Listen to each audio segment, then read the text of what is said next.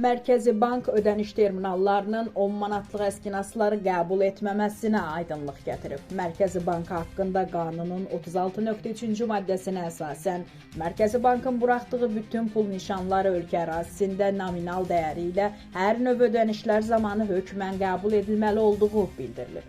Qeyd olunub ki, Mərkəzi Bankın İdarə Heyətinin 18 may 2020-ci il tarixli 23.1 nömrəli qərarı ilə təsdiq edilmiş pul nişanlarının tədavülə yararsızlıq əlamətləri, dəyişdirilməsi və ekspertizası qaydalarına əsasən banklar tərəfindən istismar olunan nağd pul avadanlıqları, o cümlədən pul sayan, emal edən və qəbul edən avtomatlaşdırılmış qurğular həqiqi milli pul nişanlarını tanımalı, saxta pul nişanlarını isə qəbul etməməlidir. Mərkəzi Bankdan vurğulanıb ki, kağız milli pul nişanlarının ödəniş terminalları vasitəsilə qəbul olunmaması iki halda mümkün ola bilər. Pul nişanı kağız keyfiyyətini itirdikdə, üzərində çirk, ləkə, yapışqan lent və digər yararsızlıq əlamətləri olduqda, yaxud qaydaların tələblərinə uyğun gəlmədikdə və ya həqiqiliyinə dair şübhə yarandıqda.